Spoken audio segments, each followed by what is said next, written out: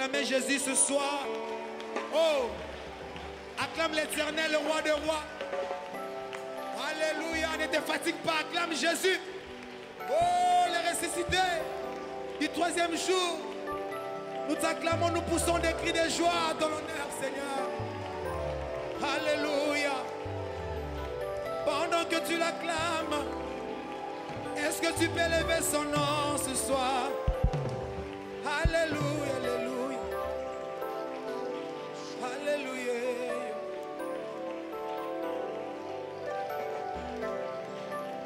Pendant que tu l'acclames, est-ce que tu peux lui dire? Oh, est-ce que tu peux lui dire que tu l'aimes ce soir? Alléluia. Acclame le roi, acclame le Seigneur, acclame celui qui vit éternellement. Acclame celui qui dit un mot, la chose arrive. Celui qui est en sa main, il se passe des choses.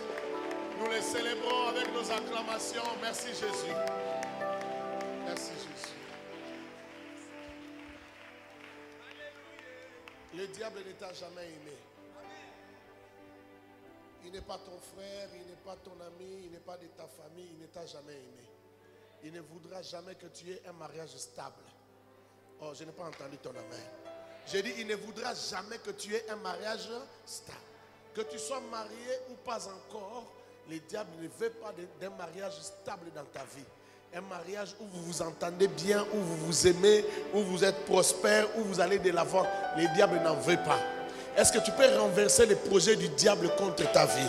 Tu peux renverser, détruire tous les projets du diable, les réclamations de famille, les liens, les possessions, tout ce qui combat ta vie, tout ce qui combat ton mariage, ton avenir, ton futur. Vas-y, vas-y, vas-y, vas-y, vas-y. Vas-y en profondeur, vas-y en profondeur.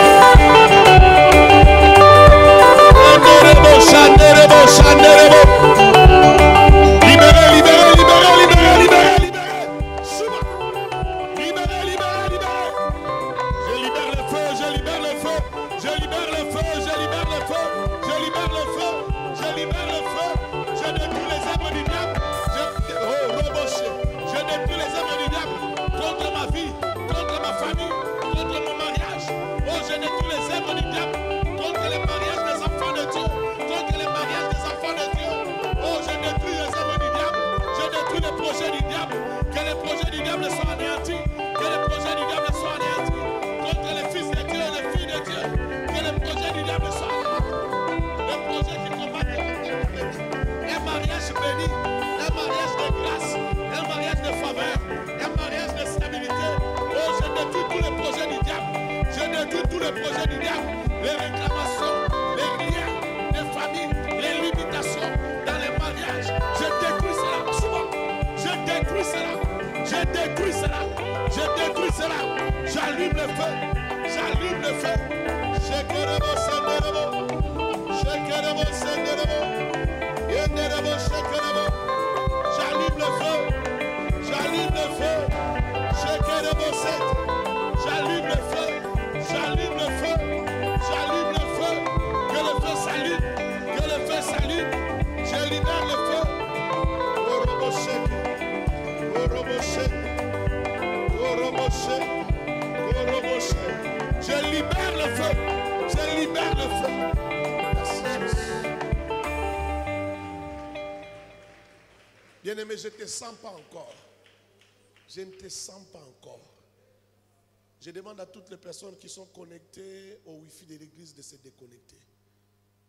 Quand on fait le travail pour que les autres soient bénis, arrosés dans le monde, vous restez connectés et vous abîmez le travail. Déconnectez-vous et puis c'est du vol. Déconnectez-vous s'il vous plaît. Maintenant, je veux que tu ailles en profondeur. Vas-y en profondeur. Va détruire les œuvres du diable. Détruis les œuvres du diable. Dis dans ta famille, dans ta lignée, même les enfants que tu vas mettre au monde, les enfants de tes enfants, il n'y aura pas de blocage, de limitations, de liens, de réclamations, de familles contre les mariages, les esprits de divorce, les esprits de polygamie. Détruis cela. Shabalabo. Détruis cela. Détruis cela.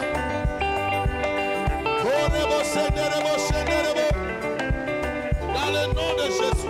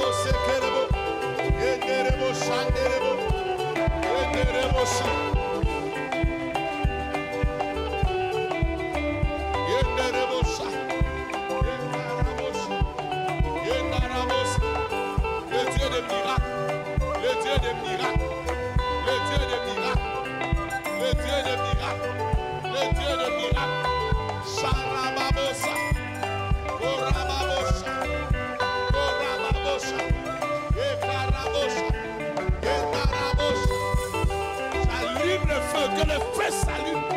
Que le feu s'allume. Que les œuvres des ténèbres se détruisent. Dans le nom de Jésus. Lève tes mains vers le Seigneur et adore-le. Dis-lui, Seigneur, je te bénis de ce que tu t'es fait connaître à moi. Je te bénis de ce que tu as fait de moi, ta fille, ton fils. Bénis-le, dis, Seigneur, sans toi, je serai la proie des sorciers. Je serai la proie des magiciens. Mais toi, tu m'as libéré, tu m'as fait grâce. Est-ce que tu peux bénir Dieu? Est-ce que tu peux honorer Dieu? Seigneur, j'aurai un bon mariage à cause de toi. Je vivrai un mariage stable à cause de toi. Je peux espérer en toi. Oh, alléluia. Bénis son nom, bénis son nom. Et nous te bénissons, nous te célébrons. Merci pour ta fidélité. Merci pour sa fidélité.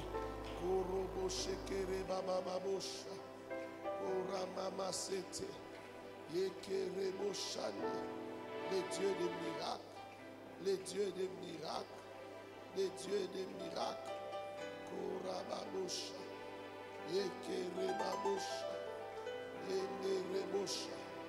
Les dieux puissants, les dieux redoutables, le Dieu de possibilités illimitées. C'est lui qui fait des choses au-delà de la sagesse des hommes, au-delà de l'intelligence des hommes. Et manamana shanda, et namarabo shanda, et kerebabo shanda, et nerebo shanda, et kerebo sheke yabose, et nerebo sheke yabose. Dans le nom de Jésus, dans le nom de Jésus, nous te célébrons, Père. Nous te rendons de multiples actions de grâce. Tu es fidèle, Adonai.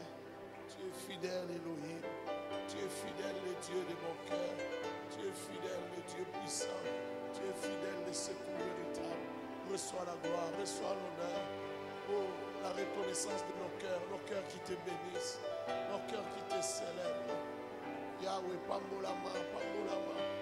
Oh, Pambolama, reçois la reconnaissance de nos cœurs. La louange, Père. Alléluia, nos bouches, la louange de nos bouches. Sois célébré, mon Père. Sois célébré, mon ami. Sois célébré, ma haute retraite. Sois célébré, ma joie. Sois célébré, ma force. Jésus, Jésus, Jésus. Merci, Jésus. Merci, Jésus. Demande au Seigneur de te parler ce soir. Que Dieu te parle. Nous prions au nom de Jésus. Père, nous voulons t'écouter. Enseigne-nous tes voies. Enseigne-nous à marcher avec toi. Enseigne-nous, Dieu. Alléluia. Enseigne-nous à contempler ta gloire, à vivre avec toi, à dépendre de toi. Apprends-nous à dépendre de toi, Seigneur. Et Seigneur, viens sauver des foyers, viens sauver des mariages, viens sauver, oh Dieu, des familles, viens sauver, oh Père éternel, des couples dans le nom de Jésus. Viens sauver, alléluia. Viens bâtir des familles. Viens bâtir des destinées. Viens bâtir, oh Dieu, des avenirs. Viens bâtir, Seigneur Dieu, des destinées de plusieurs. Dans le nom de Jésus-Christ. Gloire à toi, Seigneur Jésus. Amen. Merci de bien le faire. C'est comme si tu voulais l'acclamer. Fais-le bien. C'est comme si tu veux l'acclamer. Fais-le bien. Merci Seigneur. Est-ce que quelqu'un peut exagérer avec les acclamations? Devant Elohim, exagère. Merci Saint-Esprit. Merci le Dieu des miracles. Alléluia. Amen. Voilà, dis bonjour, bonsoir à celui qui est à ta gauche, à ta droite, derrière, devant. Souhaite la bienvenue dans la maison de Dieu.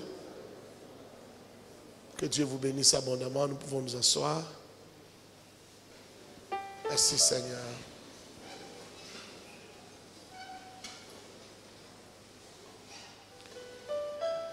Même quand on vous sépare pour la distanciation, les gens veulent toujours être tout près. Je ne sais pas pourquoi.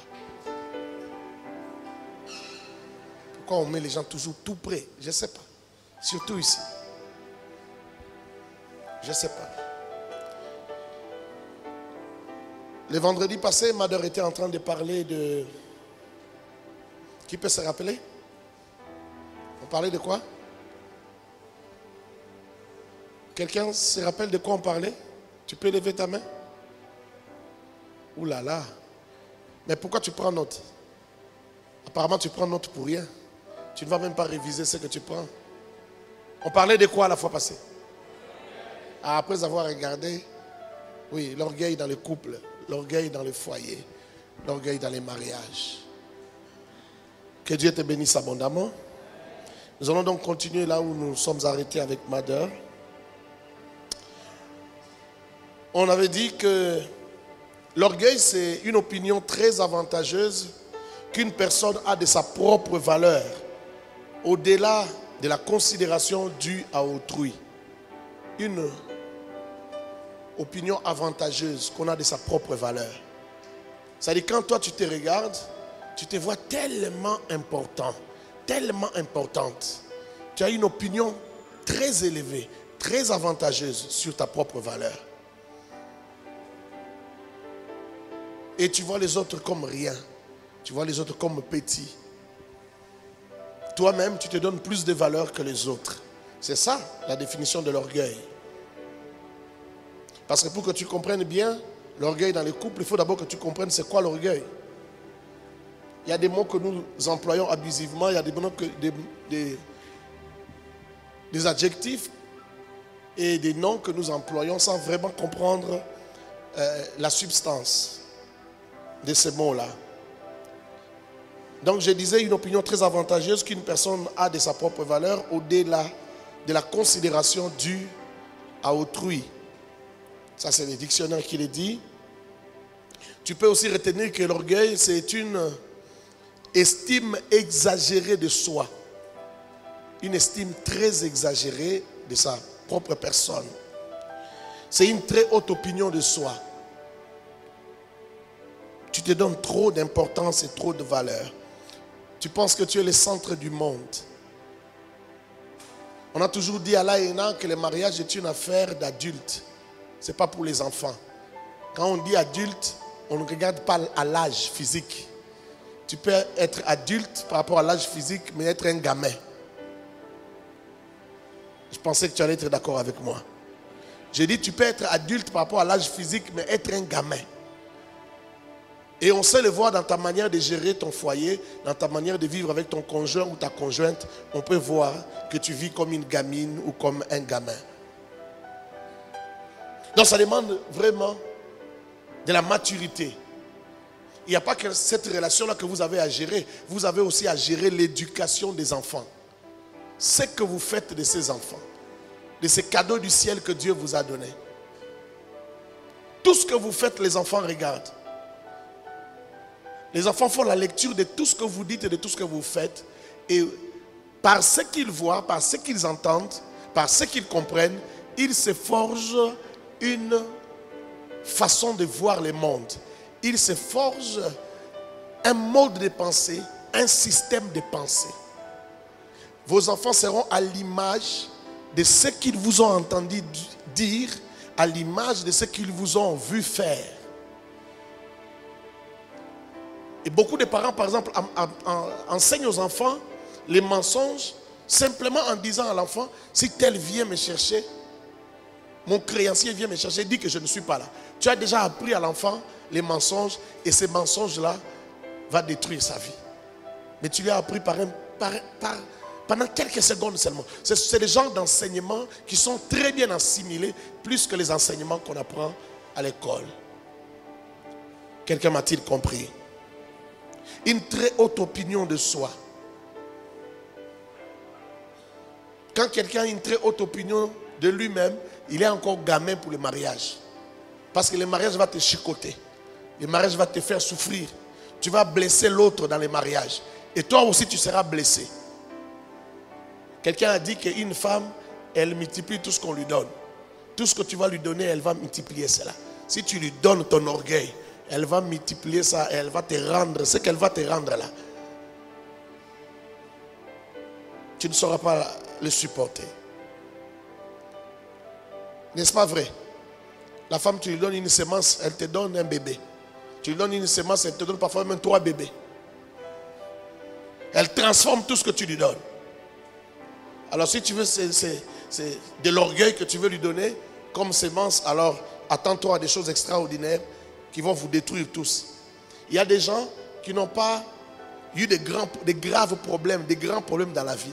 Mais quand tu essaies de les réconcilier, leur réconciliation devient presque impossible. Ils ne savent plus vivre ensemble. Mais pour des petites choses, souvent les gens divorcent pour de très petites choses. Souvent les gens ne divorcent pas pour les grandes choses. Est-ce que tu peux m'aider à le dire à ton voisin? Dis-lui, souvent les gens divorcent pour des petites choses. Dans mon expérience des mariés et dans mon expérience des pasteurs qui encadrent des mariés, aussi des parrains, j'ai vu qu'il n'y a pas un problème qu'on ne peut pas pardonner dans les mariages. On peut tout pardonner. Est-ce que quelqu'un m'a suivi? J'ai dit, il n'y a pas un problème qu'on ne peut pas pardonner. Mais souvent, le problème, c'est l'orgueil. L'orgueil. Vous savez, l'orgueil, c'est ce qui fait même que tu sois tellement blessé quand on te fait du mal. Parce que tu as une très haute opinion de toi-même. Ta dignité est d'une telle importance que lorsqu'on te fait même un petit rien, on te piétine un peu, tu es trop blessé. Et ces blessures ne se referment pas. C'est aussi le fruit de l'orgueil. Donc je disais que l'orgueil, c'est aussi un amour excessif de soi-même. Il y a des gens qui s'aiment trop. Papa, écoute-moi. Si mon frère, écoute-moi, tu t'aimes trop. Regarde même comment tu prends du temps devant le miroir pour te peigner, pour t'arranger les sourcils, tout ça, tout ce que tu fais là. Tu es encore gamin pour le mariage. Le mariage, c'est la responsabilité. Est-ce que je parle à quelqu'un? Parfois, on manque le temps de s'arranger. Il faut aller chercher les glucoses du bébé. Le mariage, ce n'est pas pour des gens qui ont un amour trop excessif d'eux-mêmes. Non. Le mariage, c'est pour ceux qui sont altruistes, ceux qui peuvent se sacrifier pour les autres. Si tu t'aimes tellement que tu n'es pas encore prêt de te sacrifier pour l'autre ou pour les autres, tu n'es pas encore prêt pour le mariage. On connaît des mariages où l'homme ne fait rien. Je connais un couple, et ce qui est bizarre, c'est que l'homme est pasteur. Voilà pourquoi on vous enseigne. Parce que tu peux être pasteur, tu peux prêcher Jean 3,16, tu peux prêcher des bonnes choses, mais rester irresponsable dans la vie. C'est le pasteur qui doit être un exemple pour les autres. Mais comment voulez-vous qu'un pasteur soit incapable de gérer sa propre famille? Pasteur, licencié de surcroît. Il n'a jamais eu un autre boulot dans la vie à part celui d'être pasteur. Et il n'arrive pas à nourrir sa propre famille. Plus de 20 ans de mariage. Les enfants ne se rappellent pas les jours où papa leur a acheté même un stylo. Même les enfants savent que tout c'est maman qui fait. Que Dieu bénisse cette femme-là. Heureusement qu'elle avait les dons, les talents de commerce. Sinon, ça allait être une famille tellement pauvre, une famille qui souffre. Heureusement que cette femme-là sait chercher l'argent. Les enfants ne se rappellent pas. On a parlé avec les enfants. Les enfants ne se rappellent pas un seul jour où papa a acheté même un cahier. Vous voyez combien c'est grave. Moi, si j'ai un pasteur comme ça à l'église, il faut qu'on recommence les malongis. Il faut qu'on l'aide. Ça, c'est un grand problème. Ça, c'est un grand problème. Non, il faut te battre dans la vie. Il ne faut pas que les enfants grandissent, deviennent adultes, se marient et ne se souviennent pas un seul jour où papa a acheté même une chemise, même une robe. Les enfants savent que c'est maman qui fait tout. Maman a fait son commerce, elle a réussi, elle a acheté une parcelle, elle a construit une maison. L'homme dit, moi je ne peux pas habiter dans la maison que la femme a construite. On reste dans la location. Sa mère même s'y mêle. Sa mère s'en mêle. Sa mère vient dire, toi qu'est-ce que tu crois? Parce que tu as l'argent, parce que tu fais le commerce. Mon fils c'est un homme, il faut respecter l'homme. Tu veux que mon fils aille habiter dans la maison que toi tu as construite. D'accord. Il s'est débattu, il a trouvé pour la première fois de sa vie, il a amené l'argent de la garantie. Il a payé. À l'église là-bas aussi, il a payé. La femme a dit, d'accord, on va rester dans la location. Mais elle était intelligente, elle connaissant son mari, elle a laissé la maison vide. Il faut que la maison reste vide, il ne faut pas mettre de locataires. On ne sait jamais. Et un jour, à sa grande surprise, après un dimanche, la bailleresse qui vient. Maman, la maison ici, je vous ai donné ou c'est quoi? Je vous ai fait cadeau ou c'est... Il dit, pourquoi? Pourquoi tu dis ça, maman? Il dit, mais vous avez déjà fini la garantie, maintenant vous avez 3 mois de retard. Vous n'avez plus de garantie. Il dit, c'est vrai. Il ne paye pas. Non, il ne paye pas. Depuis qu'il avait déposé la garantie, c'est fini. Il n'a plus jamais payé. 3 mois de garantie, parti, 6 mois de retard.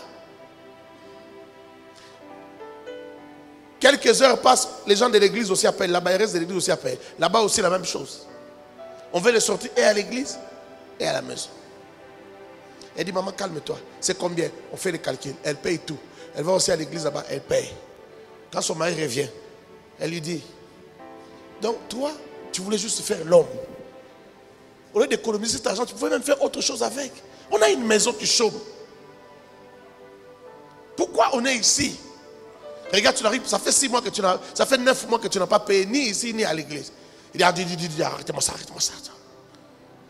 Quand je viens du travail comme ça, j'ai envie de me reposer, laissez-moi me reposer. Vous ne savez pas qu'être la femme de l'homme de Dieu, ça demande beaucoup.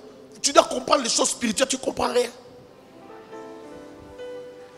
Toi qui comprends les choses spirituelles, comment tu es arrivé à comprendre les choses spirituelles? Les petites choses de la vie, tu n'as pas compris. Tu ne sais pas que toute femme a besoin de se sentir sécurisée. Amen. J'ai dit, toute femme a besoin de se sentir sécurisée.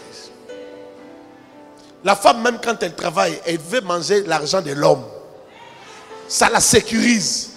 Même quand elle peut s'acheter des habits chers, achète-lui même un pagne, je ne sais pas, même de $50, achète-lui. Clôture-la. La femme, elle est fragile. Il faut la clôturer. Demain, quand elle va aller vers un autre, tu vas dire non, c'est sa faute. Elle est légère. Non, elle n'est pas légère. Elle ne te sentait pas. Elle ne te sentait pas. Je ne suis pas en train de dire, jeune fille, maintenant il faut être légère. Non, ce n'est pas ce que je veux dire. Mais c'est comme ça.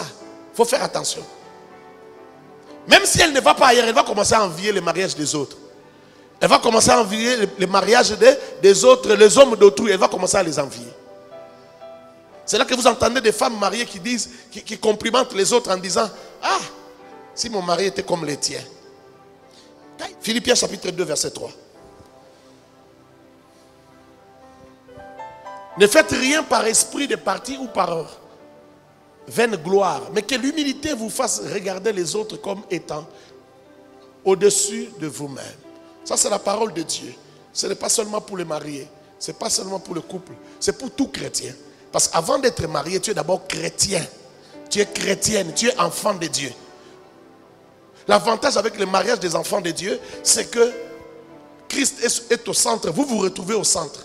Et certains problèmes se règlent facilement parce que Christ est au centre. Vous vous retrouvez au centre et vous vous mettez d'accord. La parole de Dieu vous met d'accord. Est-ce que tu es là? La parole de Dieu vous met d'accord. Alors la Bible dit, ne faites rien par esprit de parti ou par vaine gloire. Par gloriole. Il y a des gens qui font des choses par gloriole. Des petites gloires inutiles. Mais que l'humilité vous fasse regarder les autres comme étant au-dessus de vous-même. J'aime cette parole, ce verset de la Bible dans la version Martin. Voici ce que la version Martin. Martin Bible dit ceci. Que rien ne se fasse par esprit de parti ou par vaine gloire. C'est la deuxième partie qui m'intéresse. Mais que par humilité de cœur, l'un estime l'autre plus excellent que soi-même. Parce que quand on dit supérieur, peut-être tu ne comprends pas. Plus excellent. Ta femme peut être plus excellente que toi. Tu restes le chef de famille, mais tu reconnais la grâce que Dieu a fait à ta femme. Tu reconnais les talents que ta femme a. Parce que ces talents-là, Dieu l'a donné pour te compléter et pour te sauver la vie. La femme est complémentaire, mais ces compléments-là, c'est pour te sauver. Toi, tu es un super héros. Tu peux réussir dans tout ce que tu fais. Mais on t'a donné quelqu'un comme un joker. Là où tu ne sauras pas sauter les murs, elle va t'aider à sauter les murs. Est-ce que je parle à quelqu'un? C'est ça même la complémentarité. Elle va t'aider à sauter les murs, à faire ce que tu ne pouvais pas faire. On a donné à la femme l'intuition. On lui a donné une spiritualité plus sensible. Au point qu'elle peut voir les dangers que toi tu ne vois pas. Tu te bats bien dans le physique, mais quand les dangers arrivent, tu ne vois pas les dangers arrivent. Lui peut te dire, attention, les dangers arrivent, par ton ami là, par telle chose. Telle chose, ne réponds pas comme ça à ton chef au boulot. Ne dis pas ça, non, ça ne fait pas. Reste silencieux. Elle va te sauver la vie. Tu crois toujours qu'elle est moins intelligente, mais ce qu'elle va te demander de faire, tu le fais, tu réussis. Est-ce que je parle à quelqu'un? Il faut regarder l'autre comme plus excellent. Parce que quand on dit supérieur, tu auras peut-être du mal à saisir. Il ne s'agit pas de supériorité en termes de hiérarchie, mais il s'agit de l'excellence. Vous savez, surtout nous les Noirs, nous avons du mal à reconnaître les meilleurs d'entre nous. C'est difficile que tu entendes un Congolais, même dans la politique, dans notre politique ici, entendre les gens reconnaître quelqu'un, l'acclamer. Si vous voyez qu'on acclame quelqu'un, c'est qu'il a tellement une distance, un écart d'avance, on est obligé d'accepter. Mais sinon, nous, on ne s'accepte pas. N'est-ce pas? N'est-ce pas? C'est ça qui tourmente beaucoup de gens. C'est ça qui même énerve les gens quand ils voient même un pasteur, ça l'énerve. Il y a des païens, quand ils voient un pasteur, ça l'énerve. Tu sais ce qui l'énerve? C'est qu'il a des fidèles qui l'écoutent. C'est déjà ça, ça l'énerve. Il va injurier ses fidèles-là des moutons. Est-ce que toi tu es mouton? Non, toi tu es brebis du Seigneur Jésus-Christ. Mais tu n'es pas un malanangoulou. Mais ça énerve des gens. Pourquoi? Parce que comment lui, il réunit les gens l'écoutent. Qu'est-ce qu'il est? Qu'est-ce qu'il vaut? Ce qui l'énerve, c'est ça. Les problèmes que nous avons toujours eu. Ne pas reconnaître des autres. Mais dans un pays comme la France, vous savez, chez les autres, chez les Occidentaux, c'est facile. C'est pourquoi ils ont évolué. Leur nation évolue. Parce qu'on acclame celui qui réussit. On acclame les champions. On encourage les champions. On ne tue pas ces héros comme nous. Ils ne tuent pas leurs héros. Ils n'arrêtent pas leurs héros. Ils ne font pas descendre leurs héros comme des crabes. Non. Bien aimé, si tu as une bonne femme, il faut savoir l'acclamer. Il faut savoir la pousser vers l'avant. C'est comme si tu avais une arme que tu ne sais pas utiliser. Il y a des femmes que Dieu a données aux hommes comme des armes. Il y aura dit amen. Comme la femme que Dieu m'a donnée, c'est une arme. J'ai regardé l'arme, j'ai examiné l'arme. J'ai dit, cette arme ici, je peux l'utiliser. Ils ont bête à ma baie. Ils ont bête dans le monde entier. Chaque jour, on enregistre des conversions, des gens qui écoutent ces prédications, qui sont convertis en France, en Europe, en Amérique, même en Asie.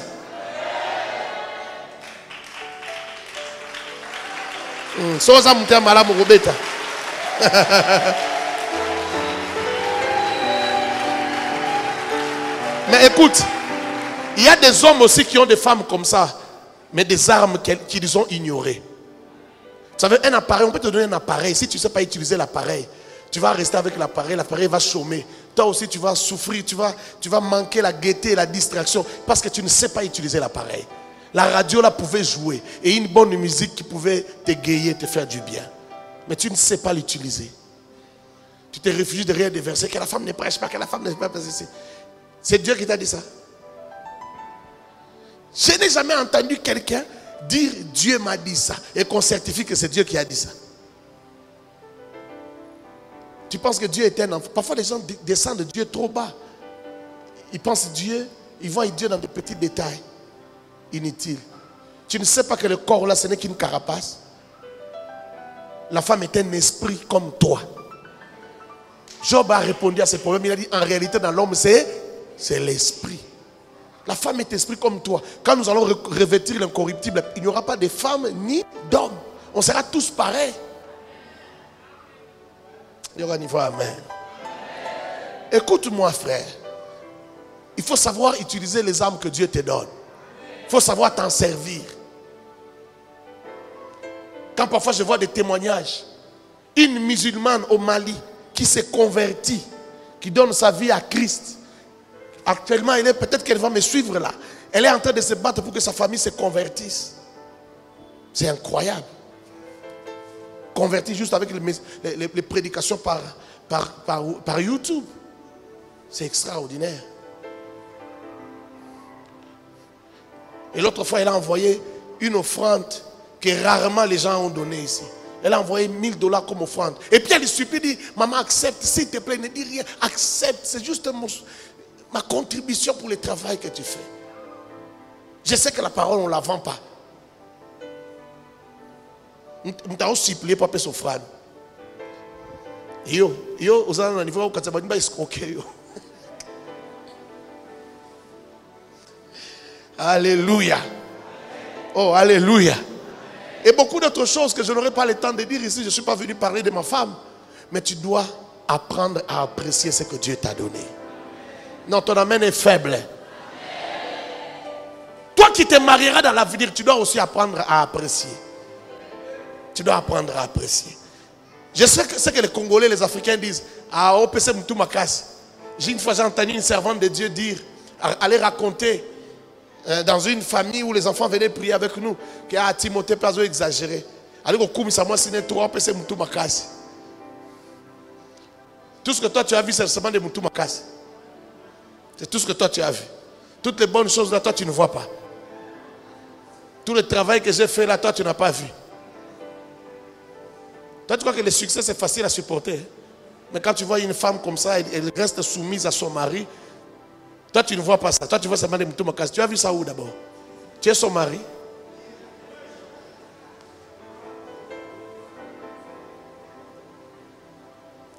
Il faut que ta relation malaboko. J'ai coupé directement. J'allais parfois la voir chez elle, mais j'ai coupé directement. J'ai dit, ah, ça ne sert à rien. Parce que quelqu'un qui commence à raconter les choses sur vous, elle va vous créer des problèmes dans la vie. Elle ne vous accepte pas.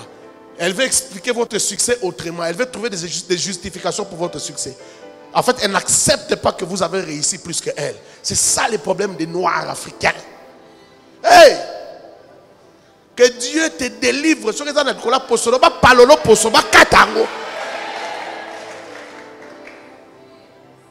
Que Dieu te débarrasse de ça. L'orgueil, c'est un problème de cœur. L'orgueil, c'est une maladie du cœur. Jérémie dit, le cœur de l'homme est tortueux par-dessus tout. Qui peut le guérir? C'est une maladie. C'est pourquoi la vraie conversion passe par le cœur. Si le cœur n'est pas transformé, tu peux être pasteur, mais tu ne feras rien. Tu seras problématique. Tu seras même une malédiction au lieu d'être une source qui donne de l'eau pure. Tu seras un problème. Qui peut le connaître? Qui peut connaître? Qui peut sonder le cœur de l'homme? Il est tortueux, le cœur. Et l'orgueil, c'est une maladie du cœur. Quand on est orgueilleux, on perd trop. Dis à ton voisin, oh, l'orgueil fait perdre. Tu vas trop perdre à cause de l'orgueil. Tu vas trop perdre. Quelqu'un comme François Mitterrand, c'était François Mitterrand ou c'était non, pas François Mitterrand. L'autre, Jacques Chirac. Il regarde dans leur parti. Il dit, est-ce que nous pouvons acclamer pour les meilleurs de nous tous? Les meilleurs d'entre nous. C'est ça la phrase. Il parlait de Alain Juppé. Il n'est pas le chef du parti. Mais tous reconnaissent que... Et puis quand il est dit, tout le monde acclame parce que tout le monde dans les partis reconnaît. Dans la MP, tout le monde reconnaît que celui-là, c'est un homme extraordinaire. C'est un don que nous avons dans notre parti. Et Alain Juppé n'est pas devenu président jusqu'à aujourd'hui. Mais on reconnaît que c'est les meilleurs d'entre nous. Et on l'acclame, on l'honore. C'est pourquoi il faut guérir le cœur. Il faut apprendre d'abord à faire des compliments. Avant même que tu te maries, fais des compliments à ton frère, à ta mère, aux voisins. Apprends à honorer les autres plus que toi-même. ça va t'aider, ça va te guérir et tu sauras comment aimer ta femme. Tu vas bien aimer ta femme. Parce que tu ne peux pas bien aimer ta femme, tu ne peux pas aussi très bien être soumise à ton mari s'il n'y a pas de l'humilité. Sans humilité, c'est difficile. Est-ce que tu peux m'aider? Dis à ton voisin, tu seras béni plus que moi. Ça sont des genres de phrases c'est le début de la guérison. Il y a quelqu'un, il l'a dit, mais il n'a pas dit dans son cœur. Il a dit, c'est une phrase que le pasteur a dit, mais dans son cœur, il n'a pas dit ça. Il ne pense pas. Dis à ton voisin, tu seras béni plus que moi. Tu l'as bien regardé, tu crois? Tu acceptes qu'il soit béni plus que toi? C'est difficile, hein? Regarde ton voisin, dis-lui, quand tu seras dans ta gloire, souviens-toi de moi. Est-ce que tu le dis sincèrement? Tu le dis sincèrement? Vous savez, quand j'étais très jeune, un jour j'ai dit à mon pasteur, pendant que il était en train de trancher un problème qu'on avait entre nous. Alors je lui dis, mon pasteur, je t'aime beaucoup. Je t'aime beaucoup. Tout ce que je vais devenir, c'est pour ton honneur et ta gloire. Quand je serai pasteur au Canada un jour, tout le monde saura que c'est toi mon père. Ça va t'honorer. Je n'aurais pas dû dire ça. Le pasteur s'est fâché dans son cœur. Et j'ai appris ça après. Il a dit à son staff, il a dit, moi, naona, kabase lewana. Alors, il y a un pasteur au Canada, il y a un pasteur dans la cité pour moi. C'est une quelque chose qu'on appelle pasteur au Canada. Mais moi, je parle de moi. Moi, ton fils, quand je serai pasteur au Canada, ça sera ta gloire. Est-ce que j'ai mal parlé? Moi, j'appelle ça le raisonnement batakala. Parce que tout le monde va marier le raisonnement batakala. Tout le voisin, est-ce que vous avez le raisonnement batakala? Il y a des gens qui, quand tu lui dis une phrase comme ça, il fait des déductions. Ah, donc ça veut dire que toi, tu penses que sorcier. Sorcier. Souka dans le Kambalobi. Ne va pas plus loin. Quand j'ai appris ça, j'ai beaucoup regretté. Je me suis dit dans mon cœur, cet homme, je l'aime. Et il a tellement fait dans ma vie, je vais continuer à le considérer. Mais je vais me réserver d'ouvrir ma bouche quand je suis devant lui. Moi, je pense que ça lui fait plaisir qu'il apprenne que son fils rêve aller plus loin. Mais lui, ça l'a choqué. Et ce qui est bizarre, c'est que je n'ai pas compris. Ça ne pouvait pas le choquer. Pendant que moi et lui, on parlait ça. On parlait de ces choses-là. Toute ma famille était en Europe. J'étais le seul qui était au Congo. Donc, c'était quelque chose d'acquis. C'est Dieu qui voulait que je reste là pour apprendre à ses pieds. C'était un acquis. C'était plus quelque chose d'un rêve. Mais malgré ça, vous voyez, je laisse ça parce que je risque d'entrer dans un autre enseignement. Mais il faut comprendre une chose. Ton cœur, tu dois le guérir. Regarde ton voisin, dis-lui, quand tu seras dans ta gloire, souviens-toi de moi. Est-ce que tu le penses vraiment? Lui sera dans la gloire, toi tu seras à Mayulu. C'est vrai ça? Il sera dans la gloire, toi tu seras à Kwamut. À Maviokele. Est-ce que toi tu acceptes ça? Il faut bien comprendre l'orgueil pour que tu comprennes comment ça fonctionne dans le foyer. C'est pourquoi je prends mon temps à t'expliquer cela. S'il n'y a pas d'humilité entre l'homme et la femme, ça ne marchera pas. Ça ne marchera pas du tout. Proverbe chapitre 13, verset 10. Proverbe 13, 10. C'est seulement par orgueil qu'on excite des querelles. Mais la sagesse est avec ceux qui écoutent les conseils. Je prends la première partie. C'est par orgueil qu'on excite des querelles. Vous savez, quand vous voyez beaucoup de couples se chamailler, c'est par orgueil. Personne ne veut accepter le tort. Personne ne veut accepter même qu'on lui fasse un petit conseil. Une femme va te dire, elle va dire à l'église, elle va faire croire qu'elle suit bien les enseignements à l'église, qu'elle est une bonne femme. Parce que quand tu viens à l'église, tu dois être différente des païennes. Dans qui amène. Mais elle va faire croire que c'est une bonne femme. Mais elle n'accepte pas, même des petites remarques, elle n'accepte pas. Quand on dit ça, non, il ne fallait pas faire comme ça, il fallait faire comme ça. Non, les Arabes, on a dit, 1000 paroles. Le problème, c'est quoi? C'est qu'elle ne supporte pas qu'on la corrige même un peu. Est-ce que tu crois que ton mari est convaincu que toi tu es enfant de Dieu? Tu es vraiment fille de Dieu? Et ton mari ne prie pas. Tu veux que ton mari soit convaincu et qu'il vienne prier? C'est très difficile. Il y a des maris qui ont peur même de parler à leur femme. Vous avez déjà vu ça? Bon, vous ne pouvez pas le savoir. Ce sont les maris qui comprennent ce que je suis en train de dire. Il dit, ça va. Parce que si je parle seulement, ma kelele. Tu fais une bêtise, mais le mari regarde, il ne peut pas parler. Il sait que si je parle, elle va se mettre à trop parler. Ce n'est pas la force de la gifler qui manque, mais on n'aura pas la paix. Ce que je dis, c'est vrai ou c'est faux? Le problème avec toi, c'est que ton orgueil t'empêche d'écouter même une petite remarque, même un petit conseil. Il faut que ton cœur soit guéri. J'ai dit, il faut que ton cœur soit guéri. Il y a des gens qui sentent comme si leur cœur gonfle, ça devient gros.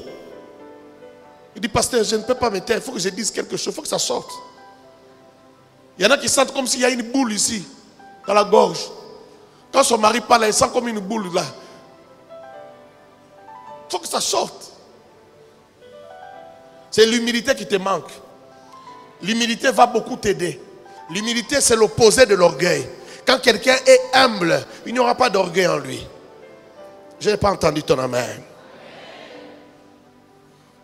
Vous savez, le mariage est une relation ou une alliance où le mari est le chef de la femme. On peut voir ça dans Éphésiens chapitre 5, verset 22, verset 23, verset 25. On a vu ça depuis vendredi passé. Et la femme doit se soumettre à son mari. L'homme doit aimer comme Christ a aimé l'église. Quelle comparaison? Comment tu seras capable d'aimer comme Christ a aimé l'église? Et la femme doit être soumise. Souvent les hommes viennent réclamer à l'église, pasteur, ma femme n'est pas soumise. Mais est-ce que toi tu aimes comme Christ a aimé l'église? Christ a aimé jusqu'à donner sa vie. Si tu aimes vraiment quelqu'un, tu seras humble devant lui. Tu auras de l'humilité. Parce que l'humilité va te permettre d'avoir de la patience. Même quand elle se trompe dans son raisonnement, tu auras la patience, attendre pour lui expliquer calmement. Parce que tu l'aimes. C'est l'amour là qui a créé l'humilité en toi. Est-ce que je parle à quelqu'un? Est-ce que je parle à quelqu'un? Est-ce que ça te bénit ces choses? Cette recommandation-là est divine. Tout ce que Éphésiens chapitre 5 dit, c'est divin. Souvent, même quand les gens écoutent la parole, comme je suis en train de prêcher, il y en a qui écoutent pour leur mari, d'autres écoutent pour leur femme. Ils disent, il faudrait qu'Antoine Azala. Comme si lui ou elle est déjà arrivé. Comme si elle, ça va déjà, il n'y a plus de plainte sur elle. Frère, maman, écoute-moi. S'il n'y a plus de plainte sur toi, juste ton comportement, juste les changements qui sont arrivés dans ta vie, ça va changer ton mari. Dis amen bien. Oui, ça va changer ton mari, ça va transformer ton mari. Parfois, la transformation vient juste en observant celui qui a été transformé. La transformation arrive aussi en soi. On s'est dit, non, Marie-Jeanne, je ne l'avais pas connue comme ça. Quelque chose s'est passé dans sa vie. Ce Dieu-là existe, ce Dieu-là est puissant, ce Dieu-là est réel. Même le respect qu'on va nous donner en tant que pasteur, le respect en tant qu'église sera différent. On va respecter l'église, on va respecter le travail que nous faisons parce que toi, tu es transformé. Ton mari ne respecte pas les choses de Dieu parce que toi, tu n'es pas transformé. Tu es toujours la même personne. Tu parles toujours de la même manière. Quand il place un mot, toi, tu es dans 15 mots. Quand il parle bas, il t'explique bas. Toi, tu cries, tous les voisins écoutent. Jusqu'au 4e voisin là-bas, on vous écoute. Le mari s'est dit dans son cœur, je pensais qu'en allant à l'église, elle allait changer, mais elle ne change toujours pas. Mais le mari a peur de te dire ça, parce que s'il dit ça, niveau il ne touche pas mon pasteur, n'ose pas. Comme si nous à l'église, on t'avait dit qu'il faut nous défendre auprès de ton mari. Quand ton mari ne dit ne sors pas, le pasteur dit venez au culte, ton mari dit ne sors pas, tu vas écouter qui? Mais c'est ça que Dieu a dit, non? C'est ça la parole de Dieu. Tu as dit n'ose pas, ne parle pas de mon pasteur comme ça, oui. Tu pouvais résoudre ces problèmes-là en écoutant les enseignements du pasteur. Si tu étais transformé, tu n'aurais même pas besoin de dire ça. Ton mari lui-même respecterait les pasteurs. Ah, dis amen bien. Ton mari lui-même respecterait les pasteurs. Il dira, non, cet homme-là a fait du grand travail. Moi j'ai essayé, mais ça ne marchait pas. Moi j'ai essayé de changer ma femme, mais ça n'a pas marché. Mais cet homme-là a réussi. Et cet homme-là va changer. Il va trouver que tu es tellement plus excellente que lui. Il va se mettre aussi à se transformer. Que Dieu bénisse quelqu'un. Oh, je disais que Dieu bénisse quelqu'un. L'humilité c'est quoi? C'est le remède à l'orgueil. C'est les médicaments qui soignent l'orgueil. Mais comment est-ce que l'humilité arrive? L'humilité naît de la comparaison qu'un homme fait entre la grandeur de Dieu et sa petitesse. L'humilité, c'est d'abord par rapport à Dieu. Avant que ce soit par rapport à ton frère ou à ta soeur ou à ta femme ou à ton mari. C'est d'abord par rapport à Dieu. Tu regardes la grandeur de Dieu. Tu la compares à ta petitesse. Tu dis non, je suis trop petit, je ne suis rien, je ne vaux rien. Et tu deviens humble. La connaissance te rend humble, au lieu que la connaissance te enfle. Parce que la connaissance du monde enfle, mais la connaissance de Dieu rend humble. Tu as écrit cela? Je ne t'ai pas entendu. Tu as écrit cela? Donc il n'y a que 10 personnes qui écrivent. Tu as écrit cela?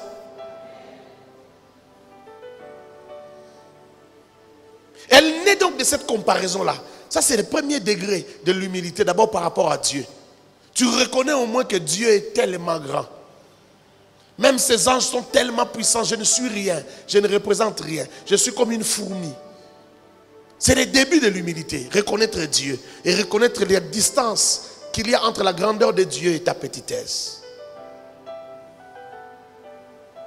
Tu peux reconsidérer ta manière de voir les choses. Tu peux reconsidérer ta manière même de prier, ta manière même de venir à l'église, ta manière même de considérer ton pasteur, ta manière même de considérer tout ce que Dieu a fait pour toi. Tu peux changer ta manière parce que simplement tu as vu la grandeur de Dieu et tu as vu ta petitesse. Tu vas respecter ce que Dieu impose dans ta vie. Même ton mari, tu vas l'aimer autrement. Tu vas respecter le fait qu'il soit ton chef. Parce qu'il est ton chef à l'image de Jésus-Christ sous l'église. Je n'ai pas entendu ton amen. Qu'est-ce qui t'a appris l'humilité ici? C'est la grandeur de Dieu. Et la conscience de sa propre petitesse. Vous savez, il est très rare de voir quelqu'un réaliser qu'il est petit. Surtout africain, congolais, quinois, je vais traduire pour ceux qui nous suivent loin. C'est difficile à un quinois de reconnaître qu'il est petit. Même quand il est petit, il dit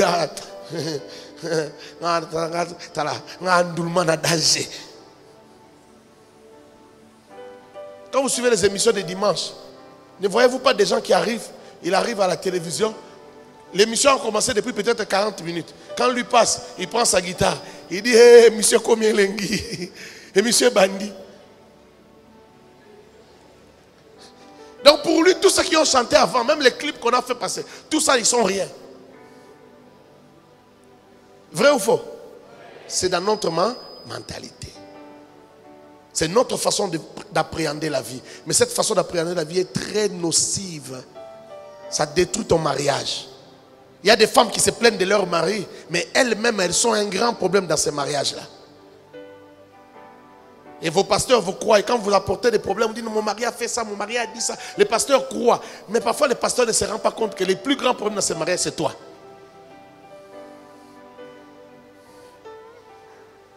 Est-ce que je peux avancer? La deuxième dimension de l'humilité, c'est quoi? Elle nous situe aussi face aux autres. C'est maintenant par rapport à ton frère, à ta soeur, à ton mari, à ta femme. Elle nous situe aussi face aux autres. Tu penses à ces versets, 1 Corinthiens chapitre 4, verset 7. 1 Corinthiens 4, 7 qui dit, qu'est-ce que j'ai qui ne m'a été donné? Qu'est-ce que j'ai? Qu'est-ce que j'ai? Qu'est-ce que tu as qui ne t'a été donné? Qu'as-tu que tu n'aies reçu? Qu'as-tu que tu n'aies reçu? Qu'est-ce qui te distingue? Qu'as-tu que tu n'aies reçu?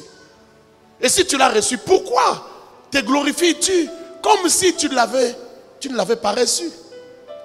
Le souffle de vie, ce qui te fait dire je suis, j'existe, ça t'a été donné comme un cadeau. Tu n'as même pas travaillé pour ça, on t'a donné ça gratuitement. Même la beauté, même la taille. Oh, moi, je mérite toujours des gens qui se glorifient des choses qu'ils ont reçues comme cadeau, des choses pour lesquelles ils n'ont pas travaillé, comme la taille. On dit, il ne faut pas jouer à manger 1,90 m. Qu'est-ce que tu as fait pour avoir ça? Rien. Oh, je suis une belle femme. Tu te prends une photo sur Facebook, un selfie. Tu n'as rien fait pour avoir cette beauté. Ça vient de loin. Les papas, la maman que tu as eu, que tu n'as pas choisi. La beauté est venue de là. C'est gratuit. Et ce qui me choque davantage, c'est que cette beauté-là se trouve aussi dans les poubelles. Il y a des folles qui ont cette beauté-là, mais qui n'ont su rien faire avec. Ça ne leur a rien apporté. La folie les a empêchés même d'être appréciés. Tu as déjà vu quelqu'un qui a apprécié une folle qui est dans la poubelle. On ne voit plus sa beauté. Pourtant, elle peut être très belle. Toi qui te fais des Wi-Fi, tu veux qu'on voit tes postérieurs dans les Wi-Fi, dans les selfies. Je parle de ça, mais ça continue. Quand je rentre dans Facebook, je vois toujours des gens en train de faire des selfies des postérieurs. Qu'est-ce que tu cherches? Donc, même si je prêche comment, elle est toujours convaincue que c'est son Yana. C'est sa lance-roquette. Quand le visage n'a pas marché, ça peut marcher. Et ce qui est bizarre, j'ai vu même des femmes mariées se prendre des photos de postérieurs. Maman, oso lukanini, oso zobobal. Tu cherches qui t'apprécie exactement. Vous savez, j'allais dire la Bible, ce n'est pas la Bible qui le dit, le monde dit ceci. Chasser le naturel, il revient au galop. C'est-à-dire, tes pensées vont toujours se manifester, même si tu ne les dis pas, ça va se manifester par ce que tu fais. Quand tu te prends la photo comme ça veut dire que tu as trop de problèmes au niveau de ta pensée et au niveau de ton âme. Tu es encore très malade. En fait, ça exprime ce que tu penses. Et c'est ça même ton système de pensée. Tu crois que ton importance c'est ton corps. Tu ne sais pas que ton importance c'est ce que tu produis, ce que tu sors de ton cerveau.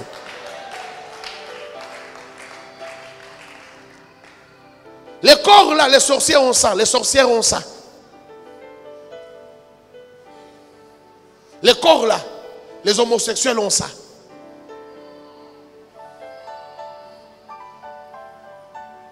Est-ce que je parle à quelqu'un? Alors sois humble. Tout ce que tu as, tu l'as reçu comme cadeau. La beauté, le nez que tu as là. Tout ce que tu as là, c'est un cadeau de Dieu. Un jour, il y a quelques années, j'étais en train de voir les commentaires. Quelqu'un a pris une photo. Et j'ai regardé les commentaires. J'aime bien regarder ce que les gens commentent pour comprendre un peu ce qu'ils pensent. La photo c'était comme ça, profil avec postérieur. Alors je voyais les gens commenter. Puis j'ai regardé les commentaires. J'ai vu une autre dame qui dit petit tuyau, au Kansani, pour moi biloko ane vi mikolo.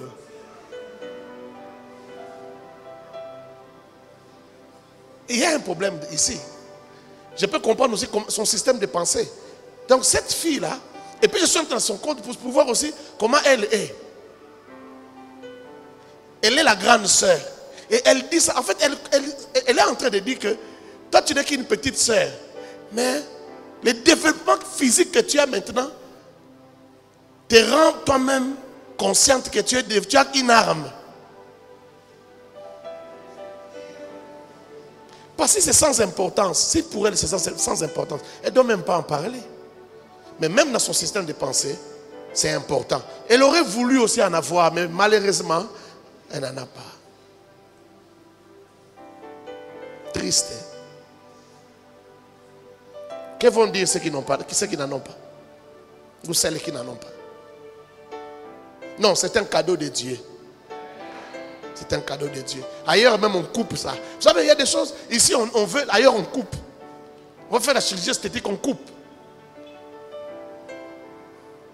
Toi, tu as des grosses lèvres, tu dis, ah, mes lèvres sont grosses, trop grosses ou trop grasses. Ailleurs, les gens ont envie d'en avoir.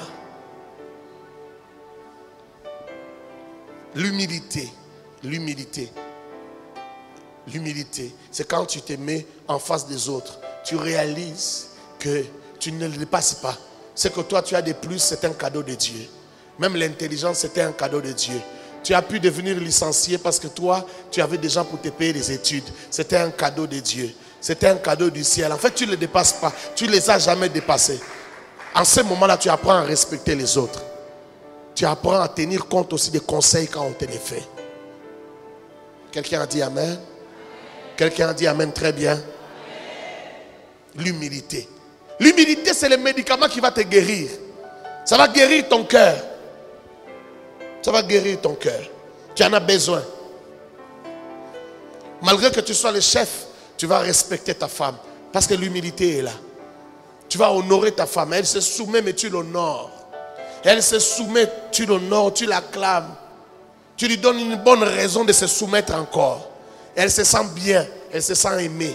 On ne peut pas aimer quelqu'un sans que la personne elle-même ne se sente pas aimée. Tu dis je t'aime trop, mais la personne ne se sent pas aimée. La personne se sent écrasée, brûlée. Mais toi tu dis je t'aime trop. C'est pourquoi on dit que c'est une affaire d'adulte, ce n'est pas une affaire de gamin. Moi quand je me suis marié, au début de notre mariage, j'étais toujours choqué, surpris de surprendre ma femme en train de pleurer. Mais pourquoi tu pleures? Moi je pensais que j'étais le meilleur mari du monde. Et je lui disais même avant qu'on se marie, toi, attends, tu seras bien. Tu as épousé en tout cas un homme qui n'a pas trop de problèmes. Vous voyez, tout ça c'est de l'orgueil. Mais je me suis rendu compte que malgré mon orgueil, je pouvais faire souffrir une femme. Qu'est-ce que tu pleures? Explique-moi un peu. Et puis elle me dit, ça ne sert à rien que je t'explique.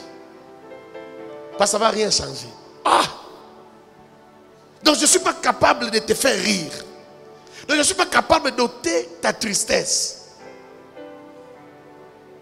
Je me suis senti faible pour une fois, petit pour une fois. Avant de me marier, je n'avais pas encore la maturité de comprendre que moi aussi je peux faire souffrir une femme. Souvent dans les églises, nos fidèles pensent que si mon mari était comme mon pasteur, toi tu connais ton pasteur. Tu le connais comme pasteur, mais tu ne le connais pas comme mari. Il faut se demander à celle qui est ma femme, elle va vous dire si c'est facile. Vous voyez, c'est pas facile toujours. J'ai appris, avec le mariage, j'ai appris année après année, jour après jour, semaine après semaine, à devenir un mari quand même acceptable. Et un bon papa. Un bon papa, c'est un peu plus facile qu'un bon mari. Ah oui, hein? Ce sont des êtres tellement merveilleux que tu es directement bon papa. Et puis ce sont des êtres que tu as voulu, que tu as engendrés. À moins que tu sois fou. Que tu aimes l'adultère plus que ce que Dieu t'a donné. Là, tu détruis l'avenir de tes enfants. Mais sinon, tu peux être un bon papa, c'est plus facile. Mais être un bon mari, ce n'est pas facile. Toi, l'homme qui est venu ce soir, ici, tu m'écoutes en ce moment. Tu penses que tu es le meilleur mari. Je dis, laisse un peu cet orgueil-là. C'est à ta femme de dire si tu es un bon mari ou pas. Non, ce n'est pas à toi de dire que tu es le meilleur mari. Parce que les femmes dehors t'envient. Parce que quand tu prêches, tout le monde t'envie. Si tu es prédicateur, bien sûr. Tu es avocat, quand tu plaides là-bas, tout le monde dit, un homme comme ça. Non, c'est à ta femme de nous dire si tu es un bon mari.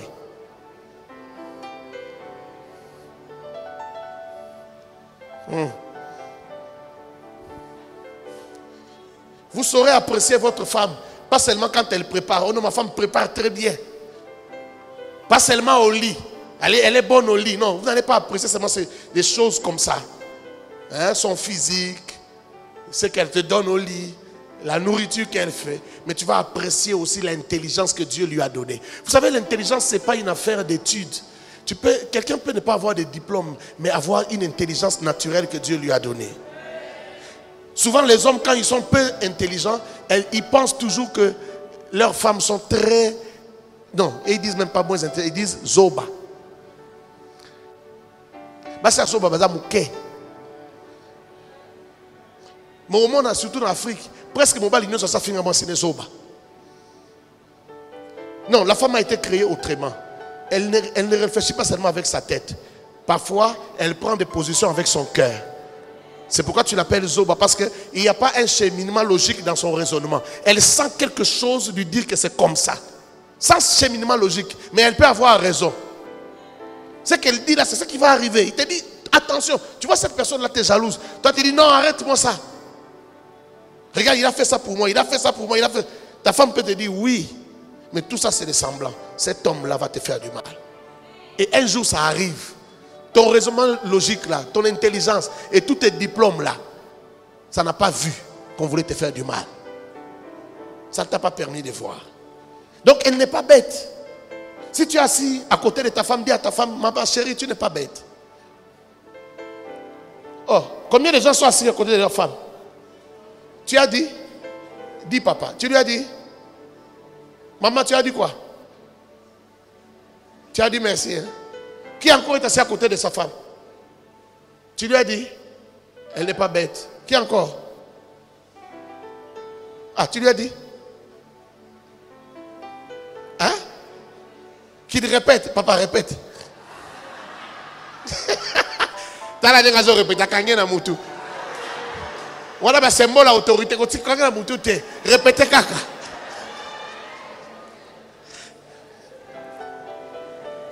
Voilà un kino quand il veut prendre le dessus sur toi. Petite nangaï. Heureusement que Nzambe azwa ki na muku asali kolote. Mazwa ki na muku ya mupanzi pour dire que c'est ton égal, c'est ton compagnon, c'est ta compagne, c'est ta compagne, c'est la compagne de la destinée. C'est la compagne de la destinée. Parce que si Dieu l'avait pris là-bas à l'os du pied, tu l'aurais écrasé. Tu l'aurais tellement écrasé. J'aurais voulu que tout le monde soit à côté de sa femme et dire, mais promettez-moi que vous allez dire ça à vos femmes à la maison. Hein, il a déjà. Dis ça à Dassa, je vais vérifier ça. Christian, dis ça à ta femme. Dis à ta femme, dis-lui ça. Dis-lui, non, toi, tu n'es pas bête. Et puis ne t'arrête pas là, ajoute, tu es très intelligente. Et puis tu es très sage. Ta sagesse, j'en ai besoin. Si elle peut être encore plus productrice, j'en ai vraiment besoin. Si elle peut produire encore davantage, j'en ai besoin. C'est mon cadeau que le ciel m'a donné. Le problème, ce n'est pas l'arme. Le problème, c'est toi. Tu ne sais pas utiliser l'arme. Les autres ont bien utilisé leurs armes, mais toi, tu ne sais pas utiliser la tienne.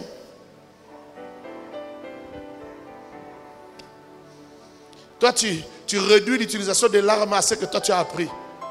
Non, la femme, c'est pour les lits, c'est pour la bouffe. Non, cette arme-là a plusieurs options. J'ai dit cette arme-là a plusieurs options. Et quand certaines options ne marchent pas bien, ne te plains pas. Souvent, nous regardons seulement à ce qui ne marche pas au lieu de nous concentrer sur ce qui marche.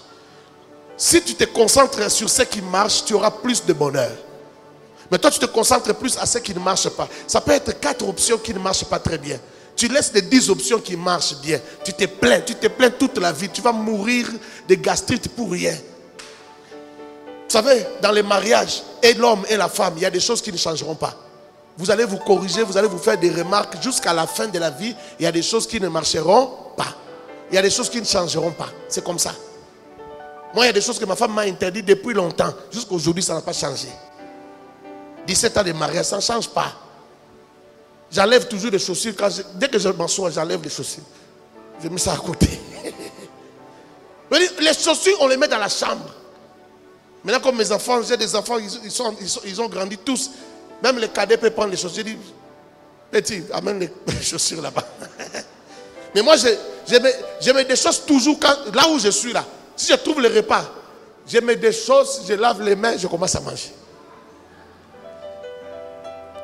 Frère, maman, il faut changer. Il est trop tard. Mon père aussi était comme ça. J'ai fait des efforts parfois, mais chasser les naturels, il revient au galop. Moi, j'enlève parfois la chemise seulement là. Ah, tu veux que je mange avec la chemise? Je reste en cinglé. On va placer la chemise là-bas. Il y a des choses qui ne changeront pas. Alors concentre-toi sur ce qui marche. Tu seras heureux. Tu auras le bonheur dans ta vie. Concentre-toi sur ce qui marche. C'est ça aussi être adulte. Et c'est ça avoir de l'humilité. Non seulement que tu seras heureux, mais tu vas la rendre aussi heureuse. Tu vas la rendre tellement heureuse. Femme, si vous êtes heureux, si vous êtes humble, Maman, si tu es humble, tu ne te sentiras pas écrasé. Tu te sentiras aimé lorsque ton mari te demande de faire ceci, de faire cela. Tu ne te sentiras pas écrasé parce que tu es déjà humble. Tu ne te sentiras pas écrasé. Tu vas les considérer comme chef et tu vas même les louer en tant que chef. Tu vas dire tu es un bon chef, tu es un bon mari, tu assumes bien tes responsabilités. Tu vas l'encourager, tu vas les pousser à aller chercher encore. Tu vas les pousser à être encore vaillants. Tu vas les pousser à être encore un héros pour votre famille. Tu vas dire moi et tes enfants nous t'aimons. Moi et tes enfants nous disons merci pour ce que tu as fait le mois passé. Fais encore davantage notre héros. Tu mérites vraiment nos remerciements. Tu mérites que nous puissions t'acclamer. Tu es un bon papa. J'aime quand ma femme me dit tu es un bon papa. Ça me fait du bien. C'est vrai que j'ai envie qu'il me dise je suis un bon mari. Mais quand il me dit aussi tu es un bon papa, ça me fait du bien. Je dis même ma femme voit que je suis un homme bien responsable. J'aime les études de mes enfants. J'aime mes enfants. Je prends bien soin de mes enfants.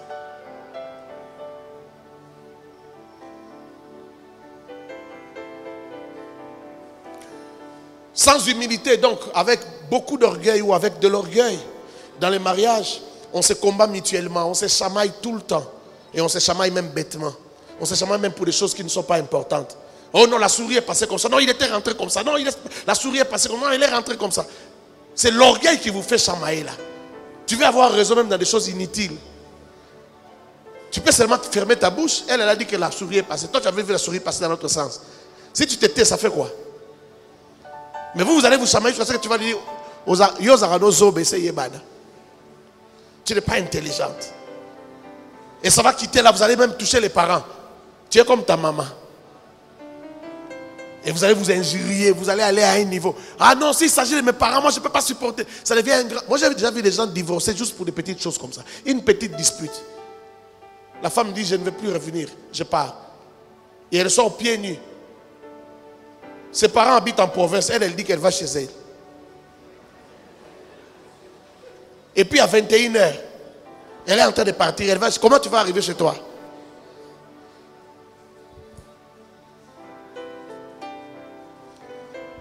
Est-ce que je parle à quelqu'un? J'aimerais terminer. J'aimerais terminer. Voici ces versets, 1 Corinthiens chapitre 3, verset 3. Parce que vous êtes encore charnel.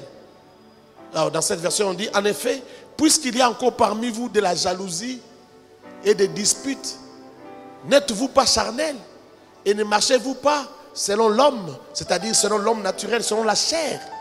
Ne marchez-vous pas selon la chair. En tant qu'enfant de Dieu, vous devez marcher selon l'esprit. Votre foyer aussi, c'est une église. Votre couple, votre mariage, votre maison, c'est aussi notre église. Là-bas aussi, on doit marcher selon l'esprit. Si vous marchez selon l'esprit, vous allez vous entendre et vous allez vous retrouver autour de Christ. Ou en Christ, vous allez vous retrouver et vous allez vous mettre d'accord. Mais vous vous chamaillez beaucoup, vous ne vous mettez pas d'accord parce que vous êtes charnel. Tu sais ce que ça veut dire, charnel? Il faut que je t'explique ce que ça veut dire. Un homme charnel, c'est qui? Parce qu'il y a 3 catégories d'hommes. Il y a l'homme animal, il y a l'homme charnel et il y a l'homme esprit. L'homme spirituel. L'homme charnel, c'est qui? C'est quelqu'un qui a donné sa vie à Christ, qui s'est converti, mais qui est toujours dominé par le pouvoir du péché. La loi de sa chair prend le dessus. Et ce sont des personnes qui vont rater l'enlèvement de l'église. Parce que la chair sera très lourde. Ils ne pourront pas entendre le son de la trompette, la voix de l'archange et monter à un signal donné. Ils ne pourront pas. Parce qu'ils sont charnels. Ils ont donné leur vie à Christ, mais leur chair prend le dessus. C'est ça un homme charnel. L'homme animal, c'est autre chose. L'homme animal, c'est l'homme naturel. Paul parle de l'homme naturel, de l'homme animal. L'homme animal, c'est celui qui n'a pas donné sa vie à Christ. Qui est, j'aime comme maman Flora a dit, kappa na kappa. Donc, chair sur chair. C'est ça l'homme naturel. Et l'homme spirituel, c'est celui qui est conduit par l'esprit. Alors ici, la Bible dit que vous êtes charnel. Vous vous chamaillez trop même dans votre couple là. Parce que votre chrétienté a un problème. Vous êtes charnel, vous manquez l'humilité. Vous êtes rempli d'orgueil. Vous êtes rempli d'orgueil et de complexes. L'orgueil produit des complexes. Dis à ton voisin, l'orgueil produit des complexes. Orgueil et produit zaraba complexe. C'est pourquoi vous allez voir des gens, et je vais aller terminer par là, qui même pour faire l'amour. J'aime pas appeler ça coucher ensemble, parce que coucher ensemble, c'est pour les prostituées. C'est pour celui qui n'est pas ta femme. Avec ta femme, vous faites l'amour. Amen.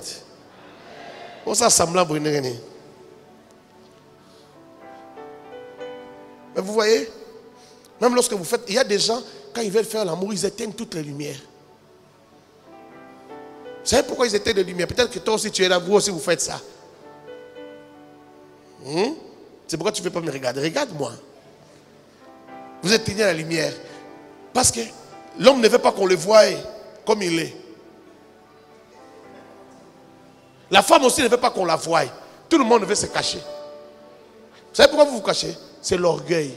L'orgueil, ça détruit tout, ça combat tout, même la sexualité. Votre orgueil crée en vous des complexes. Tu ne te trouves plus assez belle.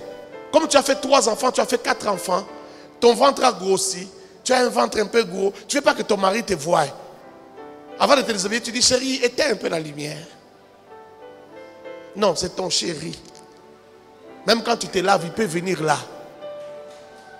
Même quand tu es sur la cuve, il peut venir là. Vous causez, vous êtes sur la cuve, vous causez. Eh, voilà, silence des morts. J'ai dit, vous pouvez causer même quand tu es sur la cuve, elle aussi est sur la cuve. Vous pouvez, vice versa, vous causez. Ce n'est pas une réunion des couples, sinon j'allais poser la question, qui fait ça? Il faut arriver à ce stade-là, il faut vous regarder nu. Elle est nue, comme toi aussi nue dans la chambre, vous vous baladez, vous avez fermé la porte à clé. Les enfants ne sont pas. Vous vous baladez comme si c'était Adam et Ève dans les jardins d'Éden. Vous causez. Et puis vous causez. À un moment, vous vous arrêtez. Vous causez. C'est ta femme, c'est ton mari. Tu te prends comment? Tu te prends pour qui? Pourquoi tu ne te sens pas à l'aise? L'orgueil crée des complexes. Quelqu'un a compris? Libérez-vous de l'orgueil. Non, j'ai dit libérez-vous de l'orgueil. J'ai dit encore libérez-vous de l'orgueil. L'orgueil, c'est le péché le plus compliqué, le plus complexe. C'est la porte du diable. C'est le premier péché qui a été découvert dans le monde. C'est l'orgueil. Quand il n'y avait pas encore de péché, le premier être qui a péché a été orgueilleux, c'est Lucifer. C'est le premier péché à être découvert. C'est comme une matière première qu'on découvre pour la première fois.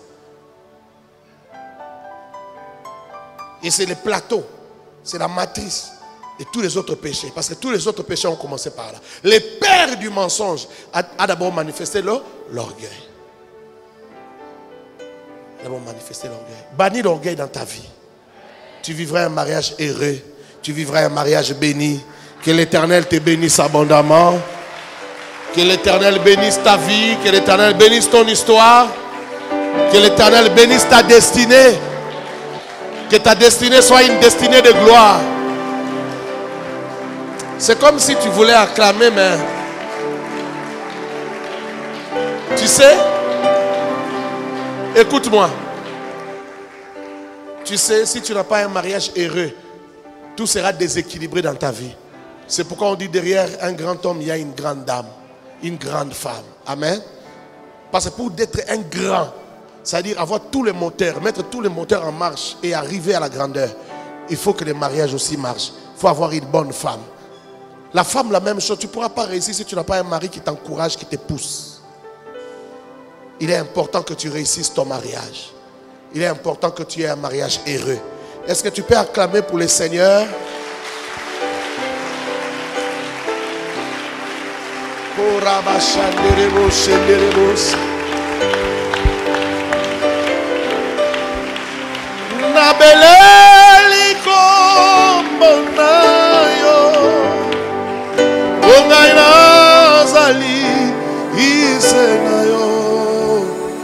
Nyonso ya motu ya nangai.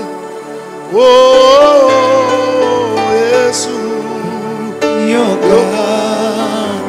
Est-ce que tu peux lever tes mains? Nabele liko bonayo Yahweh. bongai nazali isena Yahweh. nyoso ya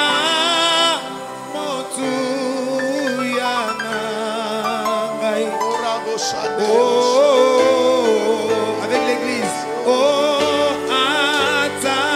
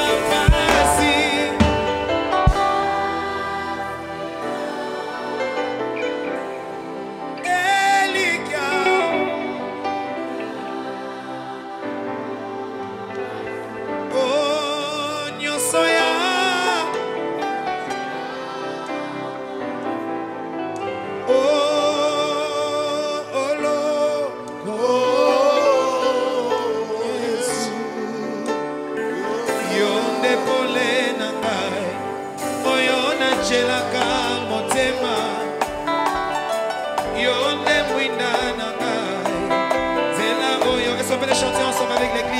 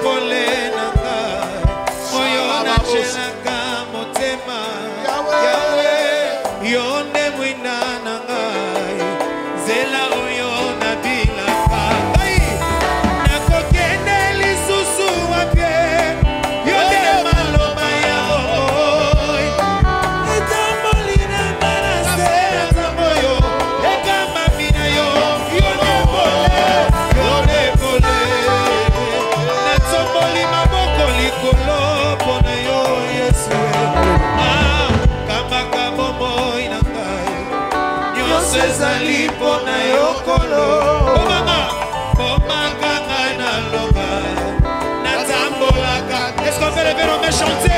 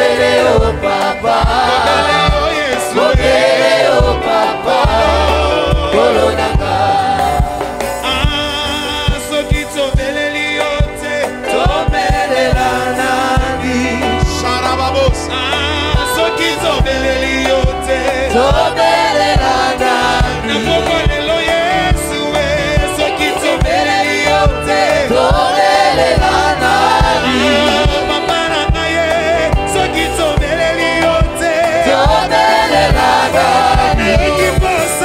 nayoki posa komata yakomata na lola yakoyemba na banze nayoki posa komata yakomata na lola yakoyemba na banze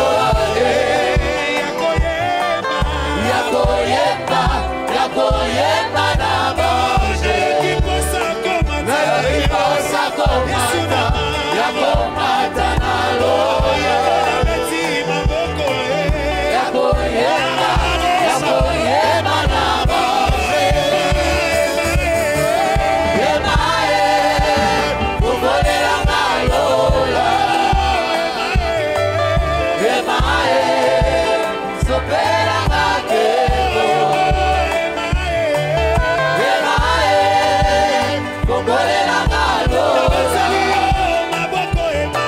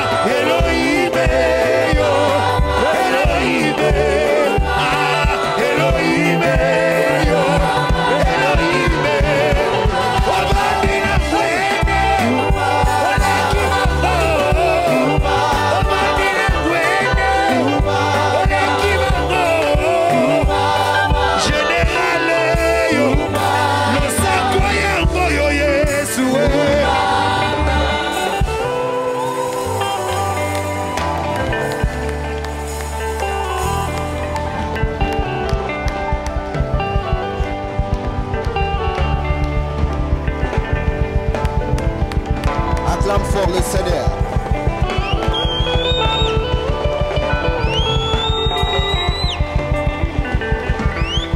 Acclame très fort le Seigneur.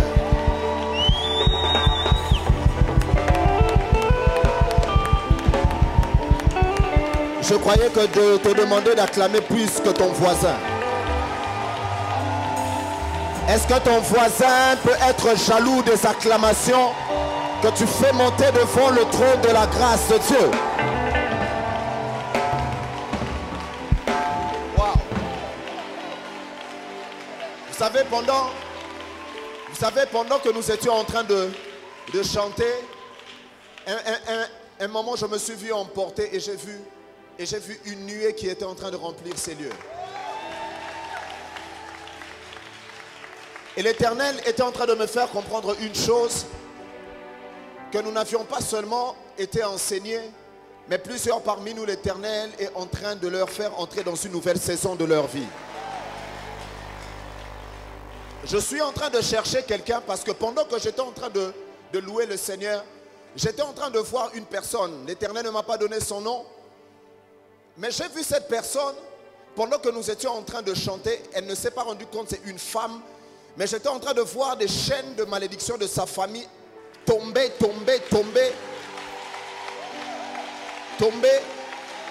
Et le signe que Dieu m'a donné, j'étais en train de voir des babouches. J'ai vu des babouches. Mais cette babouche-là, j'ai vu devant, c'est comme un nœud. Mais ce n'est pas de couleur noire, ce n'est pas de couleur blanche. Mais c'est comme si ça n'a pas rose, n'a kati, ça n'a pas pembe, n'a kati. Mais c'est comme un nœud.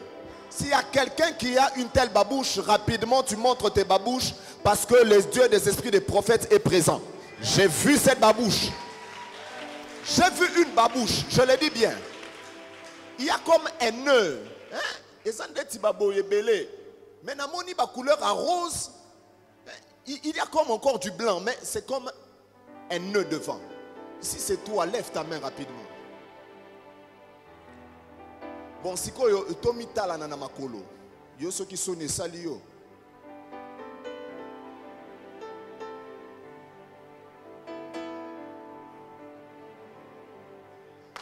Dieu ne m'a pas montré ça pour rien. Viens ma soeur. Montre. C'est pas ça. C'est pas ça. Il y a comme beaucoup. Au fait, et ça n'est pas singa, et ça y a couirté, mais c'est comme en tissu.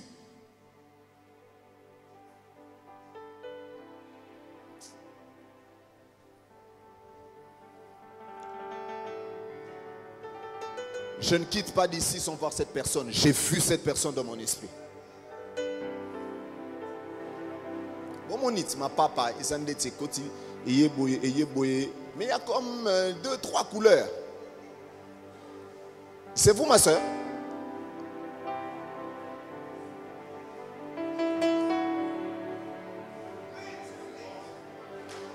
Viens. Voilà. Voilà. Maintenant, reste là en bas, maman. Restez là en bas. Kassit. Ba rose, ba pembe.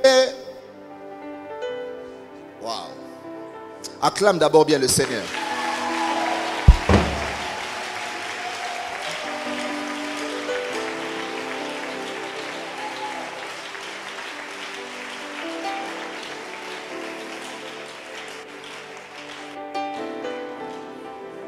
Maman, tant qu'on a sambela li papa wane lekinga liboso.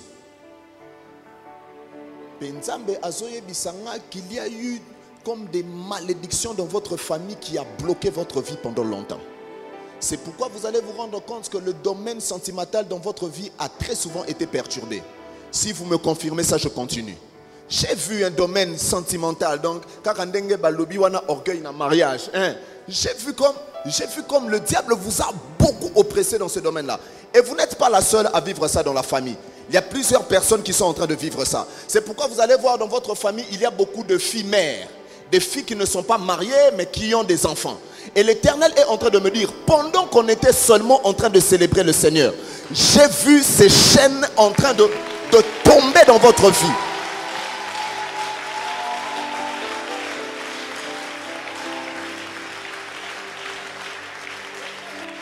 moment, vous avez fait des commerces, non? Des petits commerces. Un moment, vous avez fait des petits commerces. Vous avez vendu aussi des babouches, non? Oui. Mais regardez ce que Dieu est en train de me dire. Le culte de ce soir est votre culte. Vous ne vivrez plus les mêmes choses dans votre vie. J'ai vu une visitation de Dieu. Et l'Éternel était en train de me dire qu'il a eu compassion de vous. Et j'ai entendu clairement: dis à ma fille que j'ai eu pitié d'elle. Tu peux voir ta vie être changée. Que Dieu vous bénisse, maman. Est-ce que tu peux acclamer très fort le Seigneur? Si tu acclames le Seigneur, le Saint-Esprit peut te localiser là où tu es.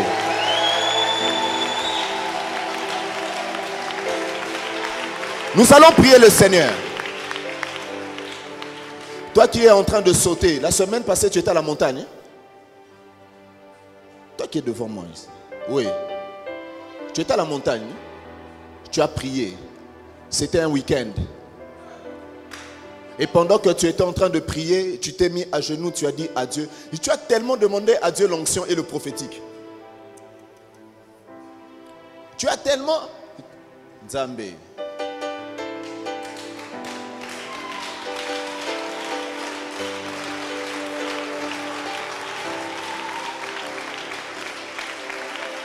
Maintenant, vous savez, il y a certaines personnes... Ça veut dire que tu avais un jeans. Mais le jeans que tu avais porté, c'était un jeans bleu. Tu n'avais pas la coiffure que tu as là maintenant. Parce que cette coiffure, tu l'as fait comme au début de la semaine. Tu as prié le Seigneur. Tu as demandé l'onction. Tu as demandé le don spirituel parce que tu as besoin que tes yeux s'ouvrent. Mais le problème, c'est que je suis en train de voir des personnes à côté de toi qui vont comme commencer à te dire que je vais te donner les clés du prophétique. Ne suis pas ces gens. La clé du prophétique, c'est Jésus.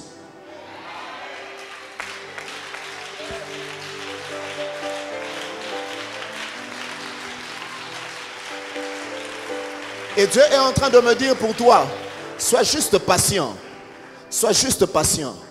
Sois juste patient. Et j'aimerais te confirmer une chose, que tu auras une portion prophétique extraordinaire dans ta marche avec le Seigneur.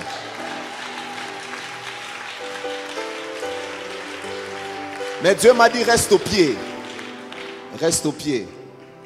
Un prophète n'engendre pas seulement des prophètes, mais un pasteur aussi peut engendrer des prophètes. Maintenant, je te donne un sujet de prière très important. Lorsque nous lisons les livres de Deutéronome chapitre 1, la Bible est en train de nous dire, l'Éternel demande à Moïse de dire à son peuple que vous avez assez demeuré sur cette montagne. J'ai envie de dire à quelqu'un que l'orgueil peut être une montagne de ta vie, mais tu dois sortir de cette montagne. Alléluia. Alléluia. Et j'ai toujours défini l'orgueil comme étant se battre avec Dieu pour prendre sa place. Or, l'Éternel ne donne sa gloire à personne. Je ne connais pas la montagne que tu es en train de vivre dans ta vie. Mais j'aimerais que nous puissions faire une prière fatale. Dis avec moi une prière fatale. Ça veut dire que tu es sûr que ta prière ne sera pas seulement écoutée par Dieu, mais tu vas vivre l'exaucement aujourd'hui.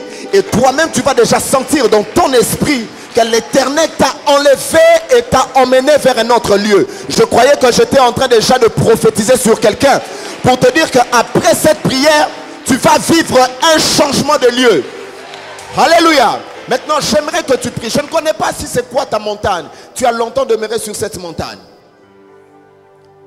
Dieu doit te déplacer. Est-ce qu'il y a des hommes et des femmes qui vont demander que l'Éternel les déplace aujourd'hui? Tu es en train de dire à Dieu, Seigneur, déplace-moi de là où je suis. Si tu es célibataire, tu dis à Dieu, déplace-moi du célibat et fais-moi entrer dans le mariage. Si tu es chômeur, tu dis à Dieu, déplace-moi du chômage et fais-moi entrer dans l'emploi. Est-ce que je peux t'entendre battre les mains? Nasoyo kayoko bonde la te.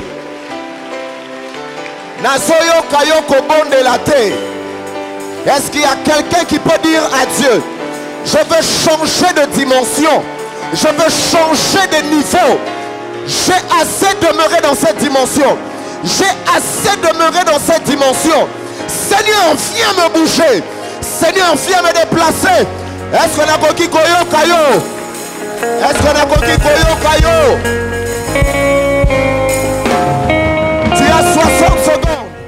Tu as 60 secondes de prière. Alors prie le Seigneur.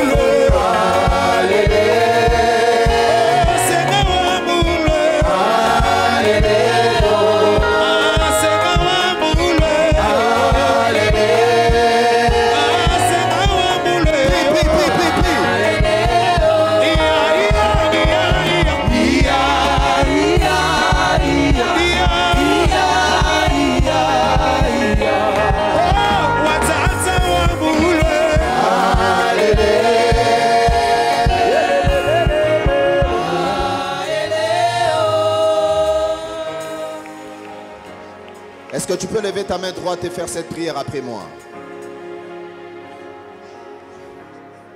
Déclare après moi au nom de Jésus. Je déclare et je décrète une nouvelle position dans ma vie.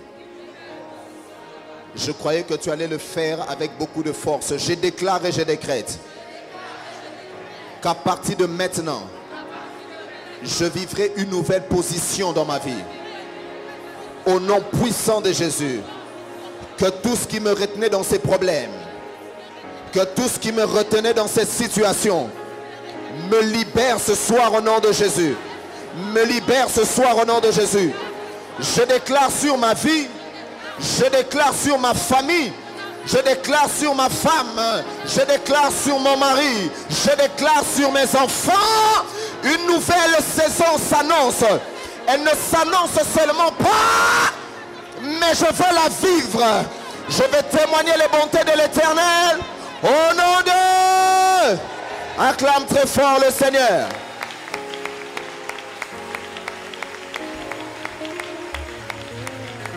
J'ai envie de dire des acclamations des vainqueurs. Oh, les acclamations de vainqueurs. Je dis les acclamations de vainqueurs.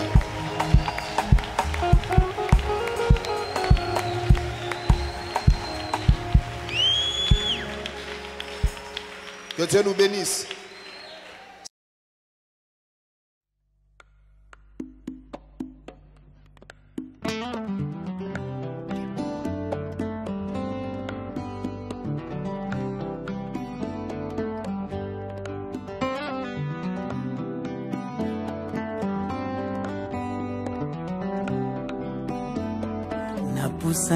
Napusani liboso na yo ekimelo na ngai Yesu Kristo mobateli na ngai se yo masia natie motema sepai na yo natomboli maboko kongumbamela yo ekimelo na ngai Yesu mobateli na ngai Ekimelo nangai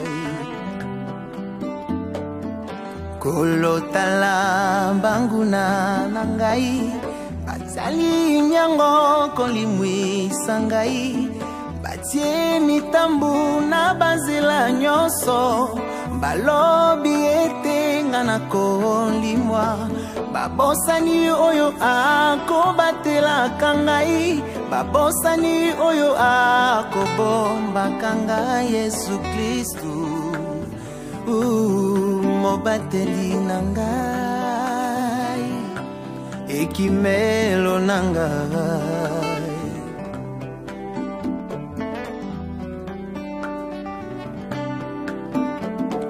nakumisio nangumba melio obateli nanga ya kolala kate mokengeli nanga ya konimba kate nanya kobotolanga na maboko na yo bomoi nanga ye simbami na yo ebomba melo nanga Yesu obateli nanga ye ekimelo nanga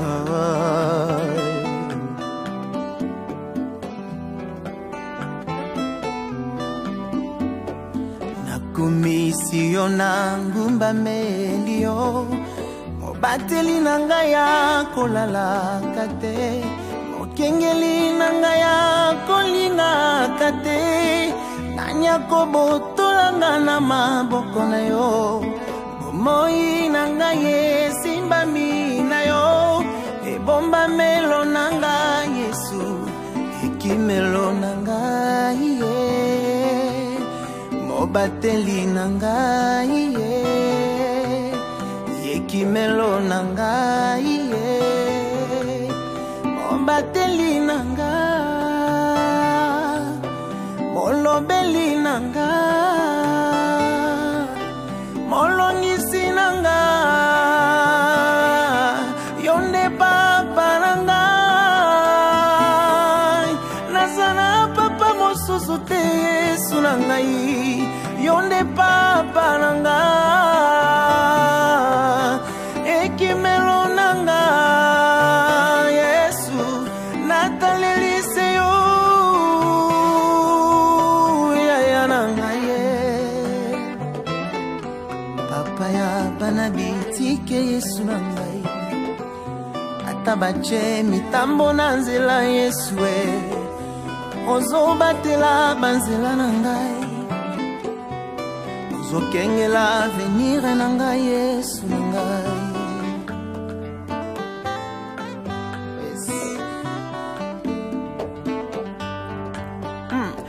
mobimba nangai ezangolu ozanyoso nangai Jésus po mobimba nangai ezangolu